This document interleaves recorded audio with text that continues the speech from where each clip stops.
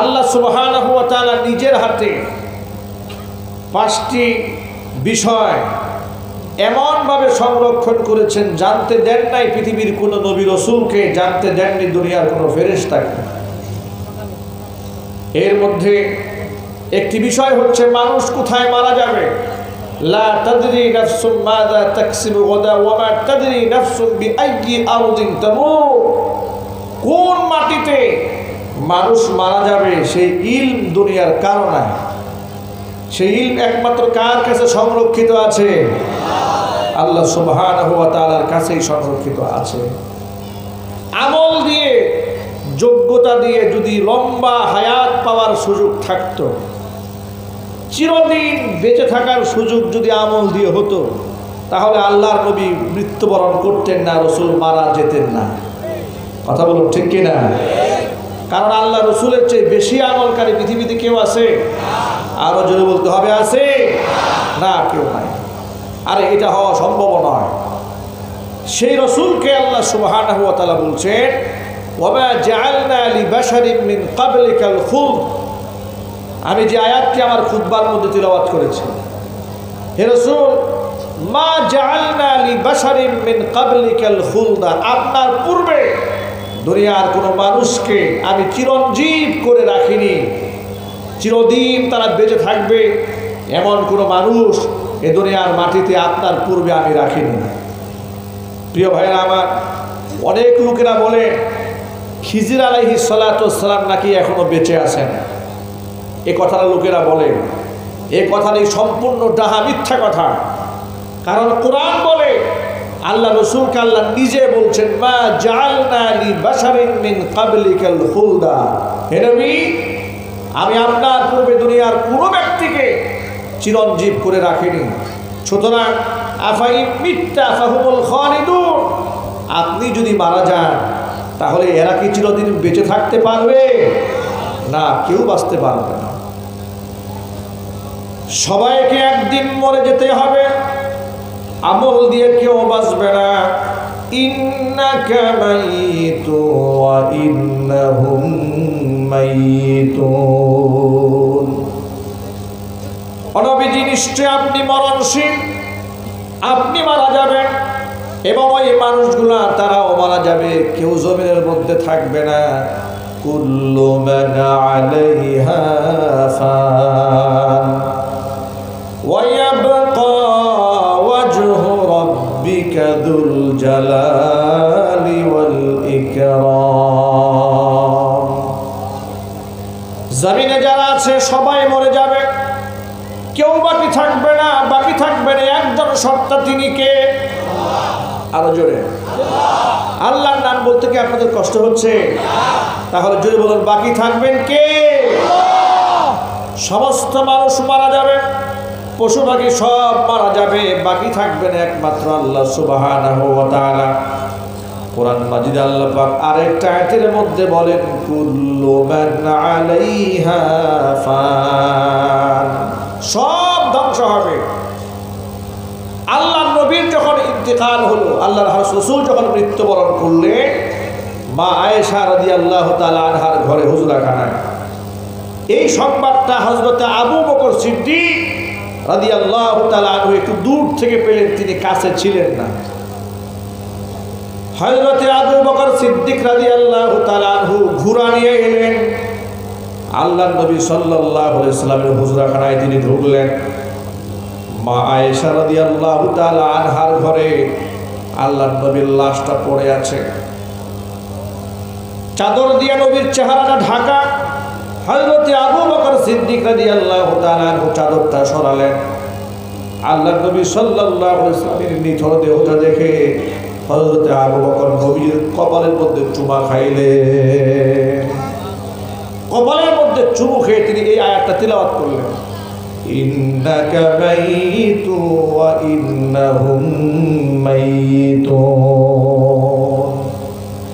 নিঃসন্দেহে আপনি মরণশীল, আপনি মারা যাবেন। এই আয়াতটা তিলাওয়াত করলেন এবং অঝরে তিনি কাঁদলেন, আওয়াজবিহীন কাঁদলেন, চোখের পানিতে তার দাড়ি, তার বুকটা ভিজে গেল। তিনি রাসূলের হুজরাখানা থেকে বের হয়ে আসলেন, আর ইতোমধ্যে চতুর্দিক থেকে আওয়াজ ছড়িয়ে পড়েছে আল্লাহর নবীর ইন্তেকালের সংবাদ শুনে ওমর রাদিয়াল্লাহু তাআলা আনহু তলোয়ার নিয়ে ঘুরে বেড়াচ্ছে, হাতের মধ্যে তলোয়ার, আর বলছে যে ব্যক্তি বলবে মুহাম্মদ সাল্লাল্লাহু আলাইহি সাল্লাম মারা গেছেন, এই তলোয়ার দিয়ে তার কল্লাটা উড়াইয়ে দেব। আল্লাহর নবী মারা যায় নাই, বরং আমাদের নবী হযরতে মূসা কালিমুল্লাহর মতো তিনি যেমন তুর পাহাড়ে চলে গিয়া 40 দিন ছিলেন। কতদিন? তার এলাকার সমস্ত মানুষেরা মনে করেছে মূসা নবী বোধহয় মারা গেছে, কিন্তু মূসা নবী মারা যায় নাই, 40 দিন পরে আবার ফিরে এসেছিল। আমাদের নবীও মারা যায় নাই, আমাদের নবী অবশ্যই তার রবের সান্নিধ্যে গেছেন, অবশ্যই তিনি আবার আমাদের মাঝে ফিরে আসবেন। এই দাবি করে মূসা হযরতে ওমর রাদিয়াল্লাহু তাআলা আনহু তলোয়ার হাতে নিয়ে ঘুরে বেড়াচ্ছে। যে বলবে মুহাম্মদ মারা গেছে তার কল্লা উড়াইয়ে দেওয়া হবে। কঠিন পরিস্থিতি দেখে হযরতে আবু বকর সিদ্দিক রাদিয়াল্লাহু তাআলা আনহু আল্লাহর নবী সাল্লাল্লাহু আলাইহি সাল্লামের তার মৃতদেহটা কাপড় দিয়ে ঢেকে রেখে মুহাজির এবং আনসারী সাহাবীদেরকে ডাকলেন, জরুরি বৈঠক তলব করলেন। সমস্ত সাহাবীদের উপস্থিতিতে আবু বকর সিদ্দিক রাদিয়াল্লাহু তাআলা আনহু একটা ভাষণ দিয়ে বলছেন, শোনো। হযরত আবু বকর বলেন, মান কানা ইয়াবুদু মুহাম্মাদান, যে ব্যক্তি মুহাম্মদ সাল্লাল্লাহু আলাইহি সাল্লামের ইবাদত করত, ফা মুহাম্মাদুন কদ মাত, সে মুহাম্মদ মারা গেছে। সে জেনে রাখো, যারা মুহাম্মদের গোলামি করেছে সে মুহাম্মদ সাল্লাল্লাহু আলাইহি সাল্লাম মারা গেছেন। ওয়া মান কানা ইয়াবুদুল্লাহ, আর যারা আল্লাহ পাকের ইবাদত করেছে, ফা ইন্নাল্লাহা হাইয়ুন কাইয়্যুম লা ইয়ামুত, সে আল্লাহ সুবহানাহু ওয়া তাআলা চিরঞ্জীব, তিনি ছিলেন, তিনি আছেন, তিনি থাকবেন, তার মৃত্যু নাই। ভাইরা আমার, আপনারা সকলে আমার প্রশ্নের জবাব দিয়ে বলেন, আমরা গোলামি করি কার? আরো জোরে। আমরা কি নবীর গোলাম? আমরা নবীর উম্মত, নবীকে আমরা ভালোবাসি, হুজুরকে আমরা মহব্বত করি আমাদের জীবনের চাইতেও বেশি। যার দলিল, তার যার প্রমাণ হলো আমরা নবীর জন্য জেল, জরিমানা, ফাঁসির মঞ্চকেও পরোয়া করি না। বাতিল নাস্তিকদের বিরুদ্ধে আমরা গর্জে উঠতে কাউকে ভয় করে কথা বলি না। আমার প্রিয় ভাইরা, মুহাম্মদ সাল্লাল্লাহু আলাইহি সাল্লাম তিনি মারা গেলেন, রক্তে মাংসে গড়া তিনি মানুষ ছিলেন, কিন্তু আমাদের মতো সাধারণ মানুষ ছিলেন না। আমরা তো গুনাহগার, নাপাক মানুষ। তারা ছিলেন পবিত্র আত্মার মহামানব, সগীরা কবিরা জাহিরি বাতিনি কোন প্রকার গুনাহ দুনিয়ার কোন নবীর গায়ে আল্লাহ পাক স্পর্শ করতে দেন নাই।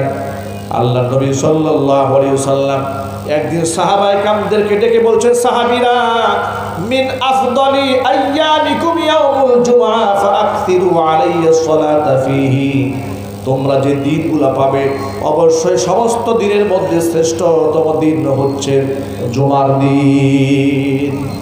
এই জুমার দিনে তোমরা বেশি বেশি আমি নবীর উপর দুরূদ শরীফ পাঠ করবে। ফাইন্না সালাতাকুম তুরাদু আলাইয়া, কারণ তোমাদের দুরূদ শরীফগুলো আমি নবীর কাছে উপস্থাপন করা হবে আমার ইন্তেকালের পরে। চিল্লান আল্লাহু আকবার। সাহাবী প্রশ্ন করে বলছেন, কাইফা তুরাদু সালাতুনা আলাইকা ইয়া রাসূলুল্লাহ ওয়া ক্বাদ আরমাইত, নবীজি আমাদের দুরূদ শরীফগুলো আপনার কাছে কিভাবে পেশ করা হবে? আপনার ইন্তেকালের পরে আপনি তো হাড্ডিসার হয়ে যাবেন, মাটির সাথে মিশে যাবেন। বিশ্বনবী সাল্লাল্লাহু আলাইহি সাল্লাম বলেন, ইন্নাল্লাহা হাররামা আলাল আরদি আন তাকুলা আজসাদাল আম্বিয়া, আল্লাহ সুবহানাহু ওয়া তাআলা तमाम দুনিয়ার সমস্ত নবীদেরকে সম্মান দিয়েছেন। নবীদের ইন্তেকালের পর নবীদের দেহ মাটিতে খাওয়া আল্লাহ হারাম করে দিয়েছে। আবু দাউদ শরীফের একটা হাদিসের মধ্যে এসেছে, আল আম্বিয়াউ আহইয়াউন ফি কুবুরিহিম ইউসাল্লুন, নবীগণ তাদের কবরে জীবিত অবস্থায় আছে এবং কবরের মধ্যে নবীগণ সালাত আদায় করছে, নামাজ পড়ছে। চিল্লান আল্লাহু আকবার। নবীরা মানুষ ছিলেন, কি ছিলেন যদি বলেন তো? কথা বলেন না আপনারা। নবীরা কি ছিলেন? না জিন ছিলেন, না ফেরেশতা ছিলেন?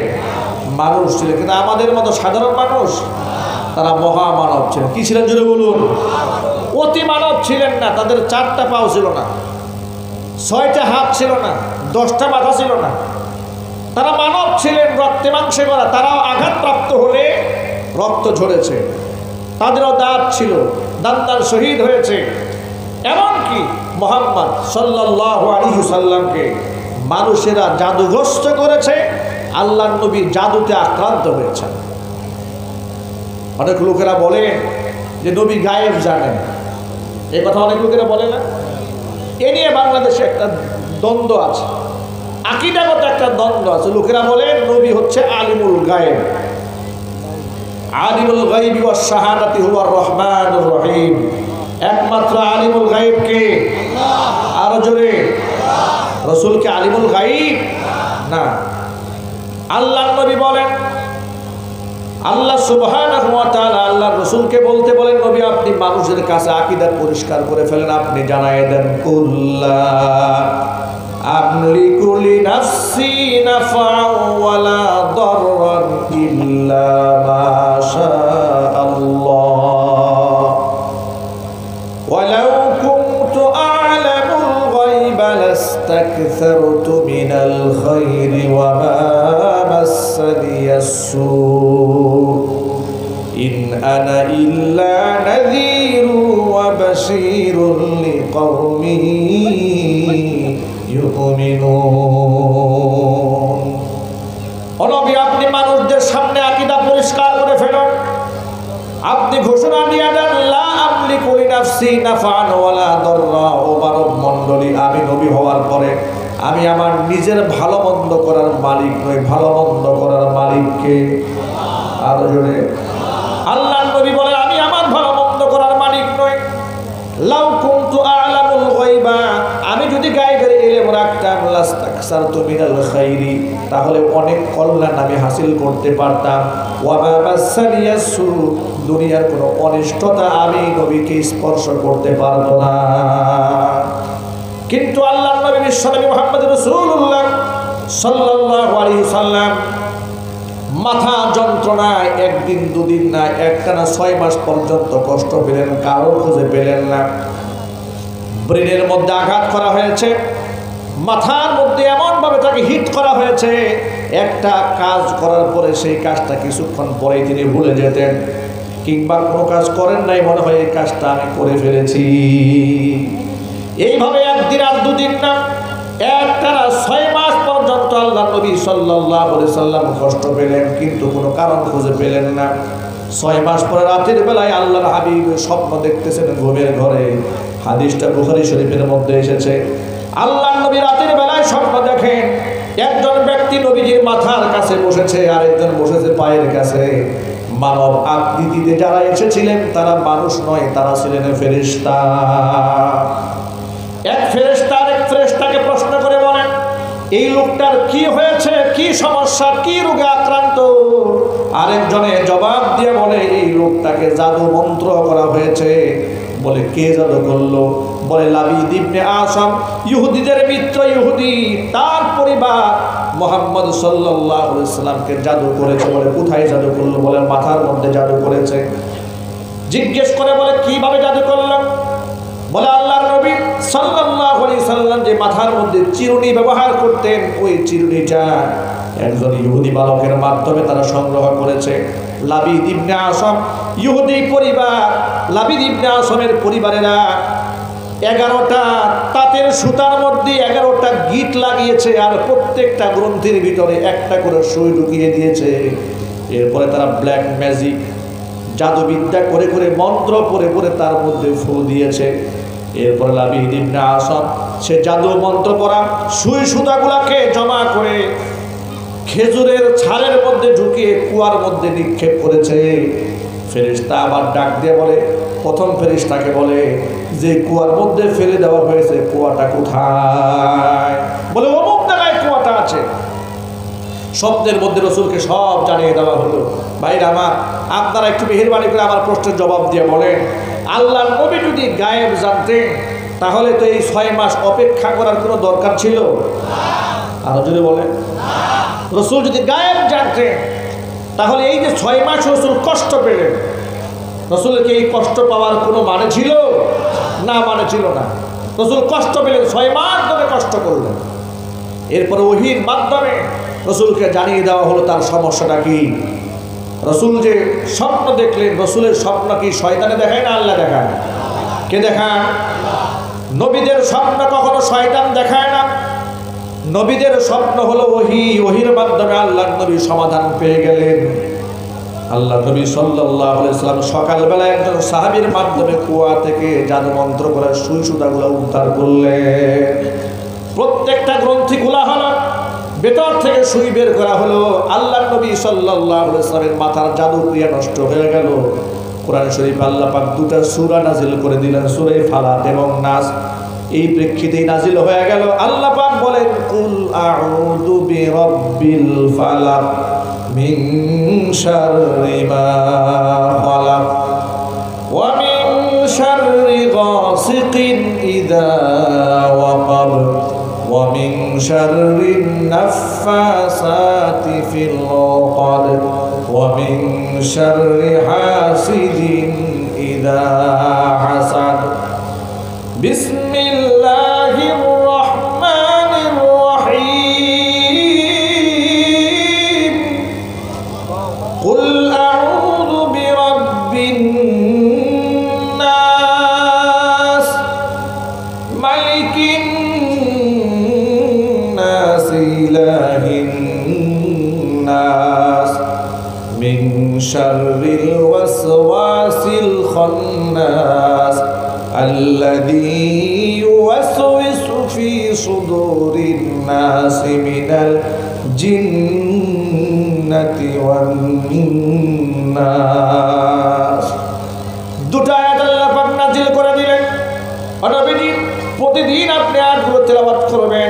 আল্লাহর নবী রাতের বেলায় যখন শোয়ার জন্য যেতেন, একবার সূরা ফাতিহা, একবার আয়াতুল কুরসি, সূরা বাকারার শেষ দুটো আয়াতে কারিমা, এরপরে সূরা ফালাক, সূরা নাস তেলাওয়াত করেন। নিজের হাতে নিজেই দম করতেন, ফু দিতেন। নিজের সারা শরীরে একদম মাথা থেকে শুরু করে পা পর্যন্ত নিজের হাত দিয়ে নিজেই নিজেকে ঝাড়তেন। জুড়ে বলেন সুবহানাল্লাহ। ঘরের মধ্যে শিশু বাচ্চারা দেখবেন অনেক সময় খুব বেশি কান্নাকাটি করে। শিশু বাচ্চারা বেশি কান্নাকাটি করলে এদেরকে আয়াতুল কুরসি পড়ে পড়ে ফু দিবেন, সূরা ফাতিহা পড়ে দম করবেন, সূরা ফালাক এবং নাস পড়ে দম করবেন। যদি শয়তানে ইবলিসে জেনে কুনজর থাকে, কুনজর কেটে দিবেন কে? আল্লাহ। আর চিল্লায় বলেন, কে কাটাই দিবেন? আল্লাহ পাক কাটাই দিবেন। আমল করেন। গলার মধ্যে 24টা তাবিজ না ঝুলাই আমল করেন, ফায়দা হবে। আমাদের দেশে মানুষ আমল করতে চায় না, লতা পাতা দিয়ে এতগুলো তাবিজ বানিয়ে গলার মধ্যে ঝুলাই রাখে। বাস্তবতা আছে না নাই? আরো জীবন আছে না নাই? আচ্ছা প্রিয় ভাইরা আমার, হাদিস থেকে অন্তত পক্ষে আপনাদের সামনে এই বিষয়টা ক্লিয়ার হয়ে গেল। আল্লাহর নবী গায়েবের ইলম রাখতেন না, কিন্তু রাসূল পাক সাল্লাল্লাহু আলাইহি সাল্লামের সম্মান আছে না নাই? আল্লাহ রাসূল বলেন, ও সাহাবী, জুমার দিনে আমার উপর দুরূদ শরীফ পাঠ করবে এই জন্য, কারণ আমাদের হাড্ডি মাংস জমিনে খায় না, বরং সমস্ত নবীগণ কবরের মধ্যে সশরীরে জিন্দা। চিল্লাবেন আল্লাহু আকবার। দুনিয়া থেকে তারা মারা গেছেন, তারা মানুষ হিসেবে তাদের মৃত্যু হয়েছে, কথা ঠিক, কিন্তু কবরের মধ্যে তারা সাধারণ মানুষের মতো হালাতে নয়। 2 শ্রেণীর মানুষ মৃত্যুর পর জীবিত। কয় শ্রেণী? সবাই বলেন। 2 শ্রেণীর মানুষ মৃত্যুর পরে জীবিত। এক হচ্ছে শহীদগণ, আরেক হচ্ছে নবীগণ। এক হচ্ছে শহীদগণ, আরেক হচ্ছে নবীগণ। এই 2 শ্রেণীর মানুষ তারা মৃত্যুর পরেও জীবিত। এছাড়া দুনিয়ার যত বড় ওলি হোক না কেন, আলেম হোক না কেন, কামেল হোক, দরবেশ হোক, তারা মৃত্যুর পরে জিন্দা থাকে না, তারা ঘুমায় থাকে। নাম কানাউমাতিল আরুস, নব দুলহানের মতো আল্লাহর ওলিদেরকে কবরের মতো ঘুম পাড়ায় দেয় কে? যদি বলুন, আল্লাহ পাক তাদেরকে ঘুম পাড়ায় দেয়। কিন্তু 2টা শ্রেণী জিন্দা থাকে। এই 2 শ্রেণী, এক হচ্ছে নবী, আরেক হচ্ছে শহীদগণ। তাহলে এখান থেকে আরেকটা বিষয় ক্লিয়ার হলো, আমাদের দেশে বিভিন্ন জায়গার মধ্যে মাজার পূজা হয় এবং মাজার পূজারীদের দিলের বিশ্বাস হচ্ছে যে কবরের মধ্যে তারা পূজা করে সেই কবরে আল্লাহর ওলি মরে নাই, কবরে তারা জিন্দা আছে। চিৎকার দিয়ে বলে নাউজুবিল্লাহ।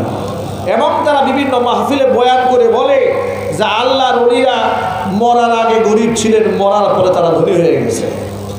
তাদের কাছে মক্কা মদিনার টিকিট চান দিয়ে দিবে, ছেলে মেয়ে হয় না টিকিট তার কাছে চান ছেলে মেয়ে দিয়ে দিবে, তার কাছে জান্নাত চান দিয়ে দিবে, সমস্ত কিছু দেওয়ার ক্ষমতা নাকি ওলিয়ে রাখে। জিন্দা ওলি কবরের মধ্যে চিল্লা করে নাউজুবিল্লাহি মিন যালিক। এই আকীদা সম্পূর্ণ শিরক, সম্পূর্ণ শিরকে আকীদা, সম্পূর্ণ মূর্খতা, জিহালাত ছাড়া কিচ্ছু নয়। প্রিয় যুবক ভাইয়েরা আমার, বিশ্বনবী সাল্লাল্লাহু আলাইহি সাল্লাম তিনি মানুষ ছিলেন, মানুষ হিসেবে ইন্তেকাল হয়েছে, তবে আমাদের মতো সাধারণ মানুষ নন। তার কারণ দুনিয়াতে মালাকুল মাউত যখন কারো জান কবজ করতে আসে তখন কারো কাছ থেকে পারমিশন চায় না, কিন্তু নবীদের কাছে পারমিশন চেয়ে নিয়েছেন। নবী মূসা কালিমুল্লাহর কাছে মালাকুল মাউত যখন এসেছে, আল্লাহর নবী মূসা কালিমুল্লাহ মালাকুল মাউতের এক থাপ্পড় মেরে মালাকুল মাউতের চোখ কানা করে ফেলে দিয়েছে। মুসলিম শরীফের হাদিস। আল্লাহ সুবহানাহু ওয়া তাআলার কাছে মালাকুল মাউত ফিরে গিয়েছে। রব্বুল আলামিন আরসালতানি ইলা আবদিন লা ইউরিদুল মাউতা। আয় আল্লাহ, এমন বান্দার কাছে তুমি আমাকে পাঠিয়ে দিয়েছিলে জান কবজ করার জন্য, তোমার সেই বান্দা মরতে চায় না। দেখো আমার চোখের দিকে তাকায়, এক থাপ্পড় দিয়ে আমার চোখ কানা করে ফেলে দিয়েছে। আল্লাহ সুবহানাহু ওয়া তাআলা মুহূর্তের মধ্যে মালাকুল মাউতের চোখ ঠিক করে দিলেন। ভাইরা আপনারা বলেন তো, আল্লাহ যদি কারো চোখ ঠিক করতে চান তাহলে কি আই হসপিটালে ভর্তি করেন? কথা বলেন না। আই হসপিটালে ভর্তি করতে হয়? ইন্নামা আমরুহু ইযা আরাদা শাইআন আইয়াকুলা লাহু কুন ফায়াকুন। আপনাদের মনে একটা প্রশ্ন আসতে পারে যে মালাকুল মাউতের এমন কি অপরাধ ছিল যে একজন নবী মালাকুল মাউতকে থাপ্পড় দিয়ে চোখ কানা করে ফেলছে? এই প্রশ্নটা আপনাদের মধ্যে ঘুরপাক খাচ্ছে।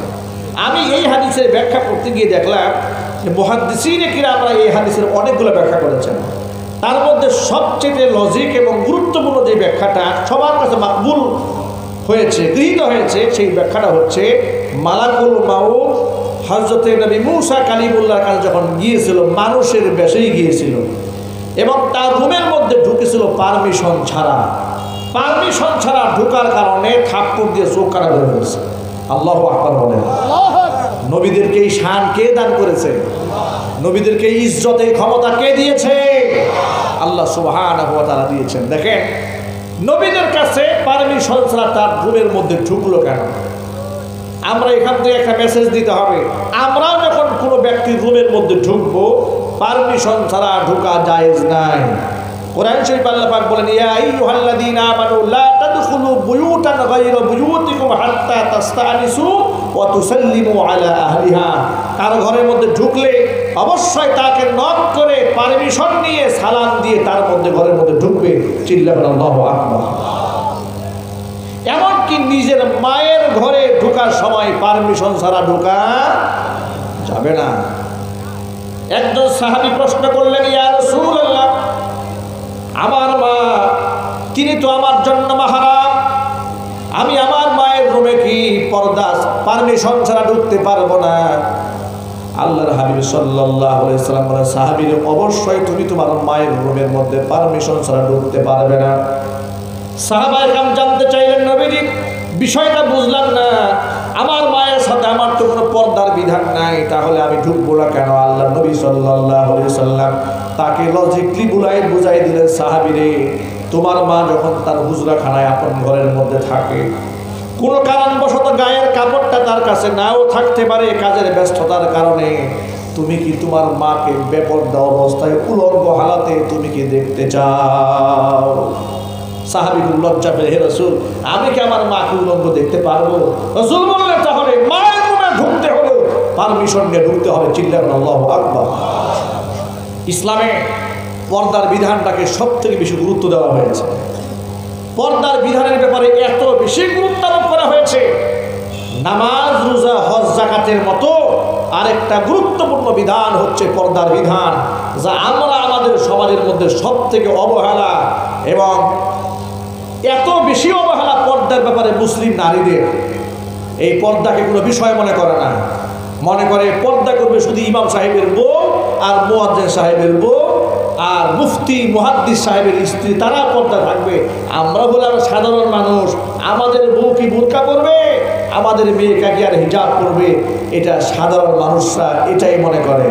আমি আপনাদের কাছে জানতে চাই, পর্দা করা কি শুধু ইমাম সাহেবের বউর জন্য ফরজ? আর যারা বলেন নাই সন্দেহ আছে নাকি? পর্দা করা কি ইমাম সাহেব বউর জন্য এককভাবে ফরজ, না সমস্ত মুসলিম নারীর জন্য ফরজ? সমস্ত মুসলিম নারীর জন্য পর্দা করা ফরজ। কোরআন মাজিদে আল্লাহ সুবহানাহু ওয়া তাআলা বলেন, ইয়া আইয়ুহান নাবিয়্যু কুল লিআজওয়াজিকা ওয়া বানাতিকা ওয়া নিসাইল মুমিনিনা ইউদনিনা আলাইহিন্না মিন জালাবিবিহিন যালিকা আদনা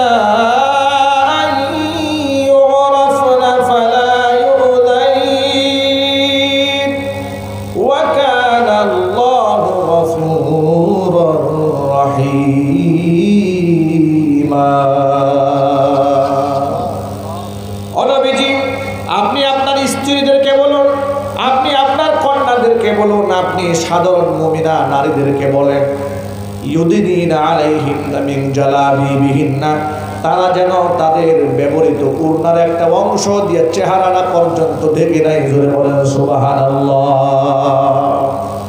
প্রিয় ভাইয়েরা আমার, আল্লাহ পাক বলেন, যালিকা আদনা আইয়ুরাফনা, চেহারা এবং বক্ষদের যদি ওড়না দিয়ে হিজাব দিয়ে কেউ ঢেকে নেয়, এর দ্বারা সে স্বাধীনা মুসলিম নারী চেনা সহজ হয়ে যাবে। তাকে ইফতিজিং করা হবে না, তাকে বিরক্ত করা হবে না। ওয়া কানা আল্লাহু গফুরুর রহিমা, বিগত জীবনে যারা ভুল করেছে তারা আমার কাছে তওবা করুক, ফিরে আসুক, নিঃসন্দেহে আমি আল্লাহ সুবহানাহু ওয়া তাআলা ক্ষমাশীল, অতীব দয়ালু।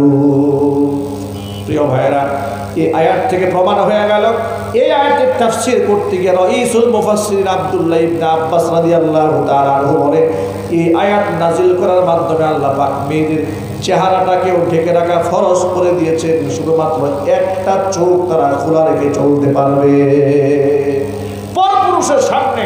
এমনকি প্রয়োজনে যখন মেয়েরা ঘর থেকে বের হবে, সম্পূর্ণ চেহারা ঢেকে রাখবে, শুধুমাত্র একটা চোখ খোলা রাখবে।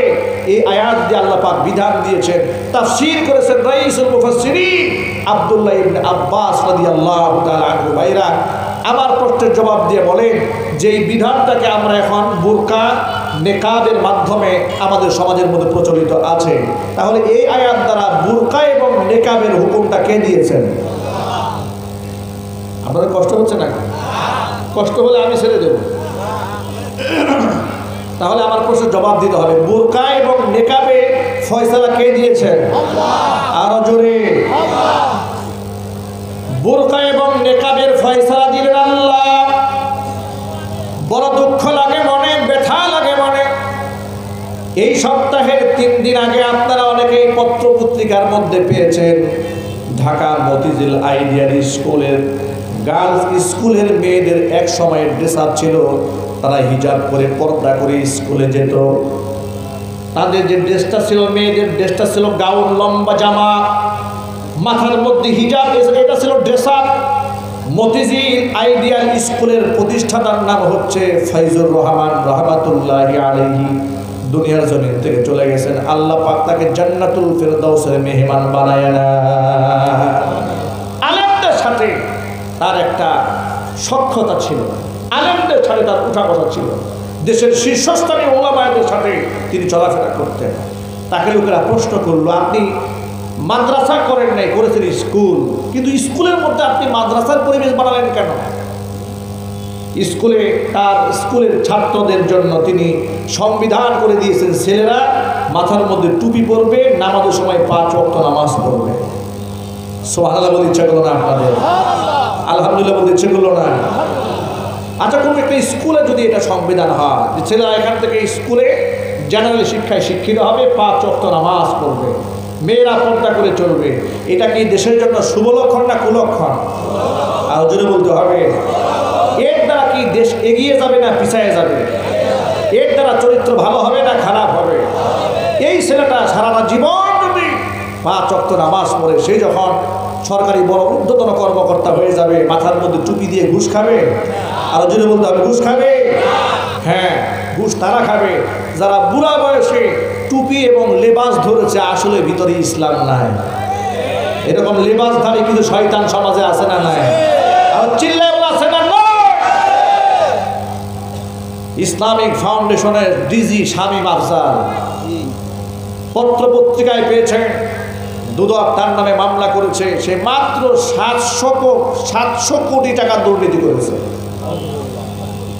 এত বড় দাড়িওয়ালা, এত বড় টুপিওয়ালা, এত বড় দাড়ি, এত বড় দাড়ি আর এত বড় টুপিওয়ালা, দেখে মনে হয় একদম বেহেশতের সর্দার আসছে। কিন্তু 700 কোটি টাকা দুর্নীতি করেছে। এই শামীম আফজালের পেছনে ইতিহাস তালাশ করে দেখুন। সে দাড়ি রেখেছে, মাথার মধ্যে টুপি দিয়েছে তার অপকর্মকে ঢেকে রাখার জন্য। কথা বলে ঠিক কিনা? এগুলা মুনাফিক। এগুলা কি মুনাফিক? টেলিভিশন টক শোতে বসে বসে আলেমদের বিরুদ্ধাচরণ করত, বামদেরকে খুশি রাখার চেষ্টা করত যাতে করে বামরা তাকে সাপোর্ট করে, কিন্তু পাপ বাপেরেও ছাড়ে না। কথা বলুন ঠিক কিনা? গোটা জাতির সামনে আল্লাহ পাক তাকে উলঙ্গ করে দিয়েছে। আমার ভাইয়া, মতিঝিল আইডিয়াল স্কুলের প্রতিষ্ঠাতা ফাইজুর রহমান, তিনি প্রতিষ্ঠা করার পর বললেন, আমি স্কুল বানালাম এই জন্য, এবং সাথে সাথে তার মধ্যে নেশাব দিয়ে দিলাম, মাদ্রাসা নেশাব। উদ্দেশ্য হলো মাদ্রাসায় যারা পড়ে, ছেলেরা তো 5 ওয়াক্ত নামাজ পড়ে, তারা জান্নাতের পথে হাঁটে, আর যে সমস্ত মেয়েরা মাদ্রাসায় পড়ে তারাও তো জান্নাতের পথে হাঁটে। কিন্তু স্কুল কলেজ বিশ্ববিদ্যালয়ে অধিকাংশ ছেলে মেয়েরা জান্নাতের পথে হাঁটে না, অধিকাংশ ছেলে মেয়েরা জাহান্নামের পথে হাঁটে। জোরে বলুন ঠিক কিনা? তিনি বলেন, আমি এই ডেসারটা দিয়ে দিলাম যাতে করে স্কুলে পড়ার পরেও তারা জান্নাতের পথের পথিক হয়ে যায়। দুঃখ ভারাক্রান্ত মন নিয়ে বলতে হয়, বর্তমানে সেখানকার গভর্নিং বোর্ডের সদস্য যারা নতুন করে আইন করেছে, কোনো মেয়ে হিজাব করে, স্কার্পিং করে, লম্বা গোল জামা পরে স্কুলের মধ্যে তারা ঢুকতে পারবে না। চিল্লায় নাউজুবিল্লাহ। নতুন আইন করেছে, ছেলেদের মাথায় টুপি ঐচ্ছিক। আগে তো ছিল সাংবিধানিকভাবে টুপি মাথায় রাখতে হবে, আর এখন ঐচ্ছিক, টুপি দিলেও অসুবিধা নেই, না দিলেও সমস্যা নেই, কিন্তু ওড়না নেওয়া যাবে না, বাধ্যতামূলক। নাউজুবিল্লাহ, আস্তে আস্তে বলে। এমনকি কোনো মেয়ে যদি হিজাব পরে স্কুলে ঢুকতে যায়, স্কুলের যে সিকিউরিটি গার্ড আছেন তিনি হিজাব খুলে রাখতেছেন, যে হিজাব পরে ভিতরে যাওয়া যাবে না। ভাইরা, আপনারা বলেন তো, একটা মেয়ে যখন ক্লাস 10-এ পড়ে তখন তার বয়স হয় কত? 15, 16, 17, ঠিক কিনা?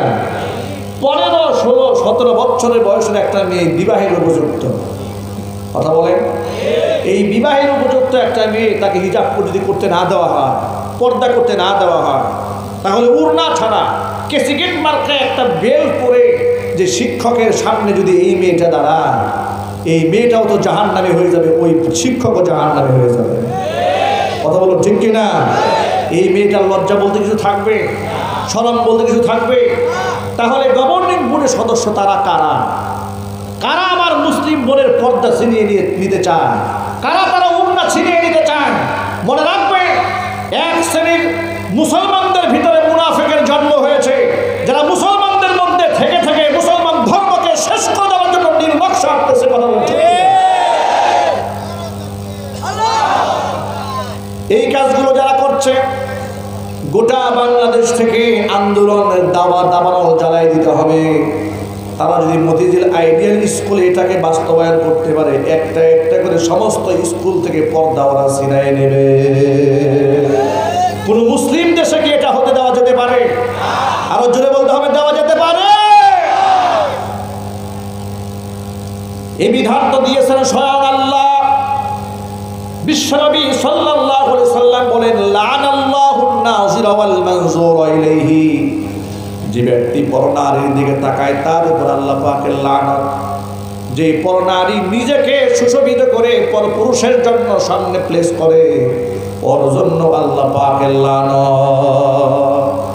সুতরাং আমাদের দেশে যে সমস্ত মেয়েরা সেজে গুজে রাস্তায় বের হয়, আল্লাহ নবী বলে লানাল্লাহুন নাজিরা ওয়াল মানজুরা ইলাইহি, যে দেখলো তার উপর আল্লাহ লানত, যাকে দেখলো তার উপরেও আল্লাহ পাকের লানত। এখন এই কথা শুনে পুরুষদের খুশি হওয়ার কোনো কারণ নাই যে সব লানত মহিলারা পাচ্ছে। এখানে গার্জিয়ান আছে না নাই? মেয়েদের গার্জিয়ান আছে না এখানে? আমরা সবাই এই মানব পরিবার থেকে এসেছি। আমাদের সবারই মা আছে, স্ত্রী আছে, বোন আছে, কন্যা আছে, আছে না না?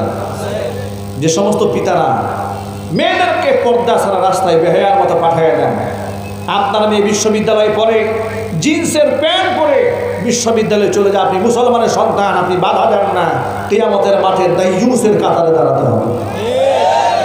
আপনি হাজী সাহেব এই হজ দিয়ে নাজাত পাবেন না, ওয়াল্লাহি তাল্লাহি বিল্লাহি, আল্লাহর কসম। আল্লাহ নবী বলেন সালাসাতুন কদ হারামাল্লাহু আলাইহিমুল জান্নাহ, তিন শ্রেণীর মানুষের জন্য আল্লাহ জান্নাতকে হারাম করে দিয়েছে। এক নাম্বার হলো মুদিবিনুল খামরি, যারা মদ পান করে তাদের জন্য জান্নাত হারাম। দুই নাম্বার হচ্ছে ওয়ালাদ, যারা পিতা মাতার অবাধ্য সন্তান, পিতা মাতারে মনে কষ্ট দেয়, তাদের জন্য জান্নাত হারাম। তিন নাম্বার ওয়াদাইয়ুসুল্লাযী ইউকিররু ফি আহলিহিল খাবাসাত, ওই দাইয়ুস পুরুষ নিজের পরিবারের মধ্যে অশ্লীলতা জিয়াই রাখে, বাধা দেয় না, ওই পুরুষ দাইয়ুস, তার জন্য জান্নাত হারাম। আমাদের দেশে গায়ে হলুদের বেহায়া অনুষ্ঠান আছে না নাই? এটা কি পাবনায় আছে? গত 15-20 দিন আগের কথা, মাহফিল ছিল নোয়াখালীতে। নোয়াখালীতে মাহফিলে যাওয়ার সময় আমি যে রাস্তা দিয়ে যাচ্ছি, সেই রাস্তার পাশে অনেক ধুমধাম করে একটা বিবাহের অনুষ্ঠান চলছে। দেখতে পেলাম তখন রাত 9টার মতো বাজে, যখন ক্রস করছিলাম, দেখলাম অসংখ্য ছেলেমেয়েরা হই হুল্লোড় করছে, বেপর্দায় সেজে গুজে ঘুরে বেড়াচ্ছে এবং খুব রং তামাশা করছে, মাখামাখি করছে। এরপরে মাহফিলে চলে গেলাম। প্রায় রাত 12টার দিকে মাহফিল শেষ হয়েছে। রাত 12টার পরে যখন ব্যাক করে ফিরে আসতেছি, তখন রাত 12:15 12:30 এরকম আনুমানিক হবে। ওই রাস্তার পাশে সমস্ত মানুষ তখন প্রত্যেকে আরাম করে ঘুমাচ্ছে। ওই রাস্তার পাশেই ছিল একটা ঝোপঝাপ, একটা পুকুর পাড়, পুকুর পাড়ে একটা জংলা এলাকা, জঙ্গল জঙ্গল দেখা যায়। দেখলাম যেখানে দুজন যুবতী মেয়ে আর দুজন যুবক পুরুষ, এই মেয়েগুলো খুব ছেড়ে করে একদম গভীর জঙ্গলে এই পুরুষের সাথে আড্ডা দিচ্ছে। আমাদের গাড়ির লাইটটা যখন ওদের গায়ে পড়েছে, ছিন্ন ভিন্ন হয়ে ছেলে একদিকে দৌড়, মেয়ে একদিকে দৌড়। এই যে বিবাহের অনুষ্ঠানের মধ্যে আপনার মেয়ে চলে যাচ্ছে, আপনি খবর নিলেন না, আপনি বাবা, আপনি স্বামী, আপনি খবর নিলেন না আপনার স্ত্রী গিয়েছে কোথায়, আপনি বড় ভাই, আপনি খবর নেননি আপনার ছোট বোনটা গিয়েছে কোথায়, এই খবর আপনি নিলেন না। রাসূল পাক সাল্লাল্লাহু আলাইহি সাল্লামের ভাষায় আপনি হবেন দাইয়ুস পুরুষ। কত বড় বেহায়া হলে নিজের স্ত্রীকে অন্য পুরুষের গায়ে হলুদ মাখায়া দেওয়ার জন্য নিজের সুন্দরী বউটাকে পাঠাইয়া দেয়, এর থেকে লম্পট আর এর থেকে বদমাশ আর কিছুই হতে পারে না। শরম থাকা উচিত, লজ্জা থাকা উচিত। শুধু আজ মাহফিল শুনে কি ফায়দা হবে? এক কান দিয়ে কথা ঢুকান, আরেক কান দিয়ে সব বের করে নিয়ে যান। বাড়িতে আমল নিয়ে যান। হাজি হলেও কাজ হবে না, গাজী হলেও কাজ হবে না, তাহাজ্জুদ গুজারি হলেও কাজ হবে না। ঘরের মধ্যে জাহান্নামের পরিবেশ বানায় রেখে আল্লাহ সুবহানাহু ওয়া তাআলা শুধু নিজেকে একা একা জাহান্নামের আগুন থেকে বাঁচার হুকুম করেননি। আল্লাহ পাক বলেন কু আনফুসাকুম ওয়া আহলিকুম নারা, নিজেকে জাহান্নামের আগুন থেকে বাঁচাও, নিজের পরিবারকে জাহান্নামের আগুন থেকে বাঁচাও। এই জন্য আমাদের তো মা আছে, আমাদের বোন আছে, আমাদের মেয়ে আছে। বাংলাদেশের বর্তমান অবস্থানে দেখেন 3 বছরের শিশু কন্যা থেকে শুরু করে 80 বছরের বৃদ্ধা পর্যন্ত ধর্ষিত হয়ে যায়। এই দেশে কোনো মেয়ের ইজ্জত আবরু গ্যারান্টি দেওয়া যায় না। কথা বলুন ঠিক কিনা? প্রতিনিয়ত জিনা ব্যভিচার বাড়ছে, ধর্ষণ বাড়ছে, প্রতিনিয়ত বাড়ছে। ঢাকা বিশ্ববিদ্যালয়ের মেয়ে, প্রাচ্যের অক্সফোর্ড যাকে বলা হয়, একটা বিশ্ববিদ্যালয়ের মেয়েও নিরাপদ নয়, সেও ধর্ষণের শিকার হয়ে যাচ্ছে। কথা বলুন ঠিক কিনা? ধর্ষকের সাহস কত বেড়েছে দেখেছেন? এই সাহস বাড়ার পিছনে যথেষ্ট কারণ রয়েছে। কারণ এই পর্যন্ত বাংলাদেশে যতগুলি ধর্ষক গ্রেফতার হয়েছে, একজন ধর্ষকেরও সাজা হয়নি। সাজা হয়েছে নাম কেউ আসতে, উল্লেখযোগ্য সাজা হয়নি। আমরা চাই বাংলাদেশে প্রত্যেকটা ধর্ষকের মৃত্যুদণ্ডের সাজা হোক। চান কারা কারা দুহাত দেখতে চায়?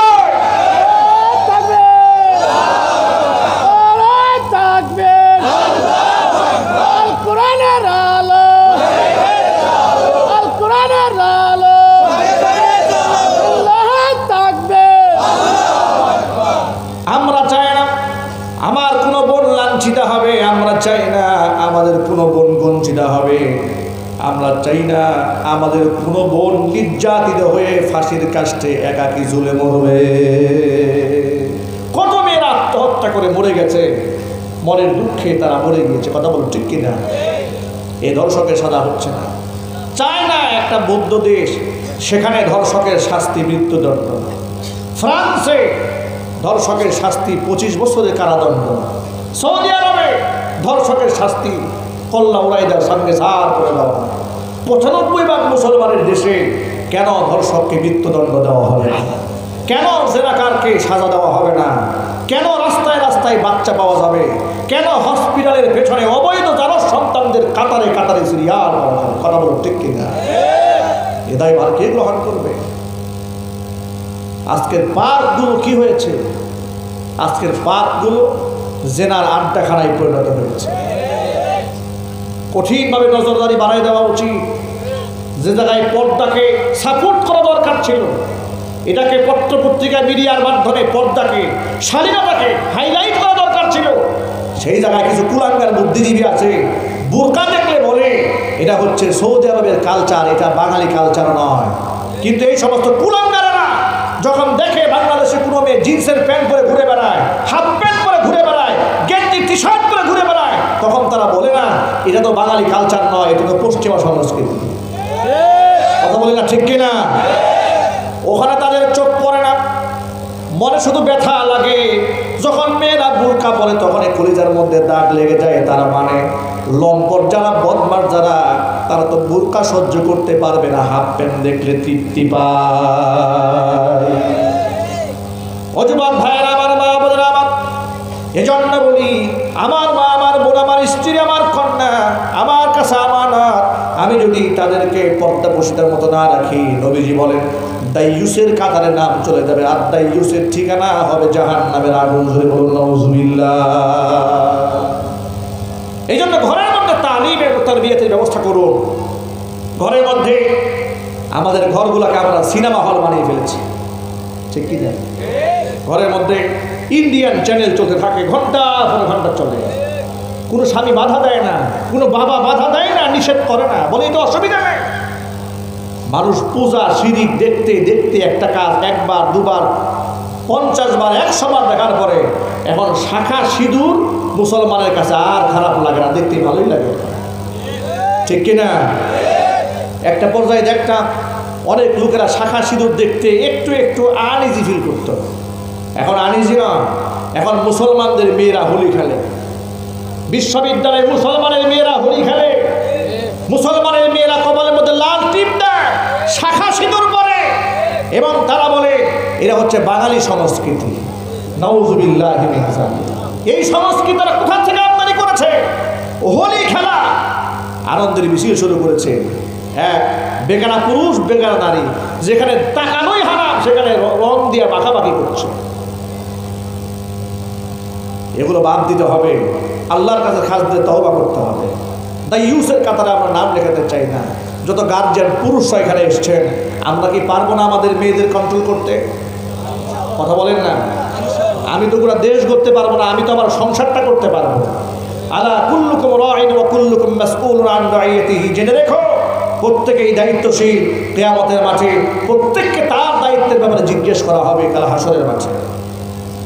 দেশ যারা চালান তারা যদি দেশ পরিচালনার ক্ষেত্রে খিয়ানতি করেন সেই জবাব আমাকে দিতে হবে না, ঠিক কিনা? আমার দেশে এমপি আছে না নাই, মন্ত্রী আছে না নাই, প্রধানমন্ত্রী আছেন না নাই, তারা তাদের দায়িত্ব অবহেলা করলে সেই সাজা সেই জবাব তো আমাকে দিতে হবে না, সেই দায়িত্ব তাদের। আমরা তাদের জন্য দোয়া করি আল্লাহ পাক যেন ইনসাফের সাথে রাষ্ট্র পরিচালনার তৌফিক দান করেন। জোরে বলেন আল্লাহুম্মা আমিন।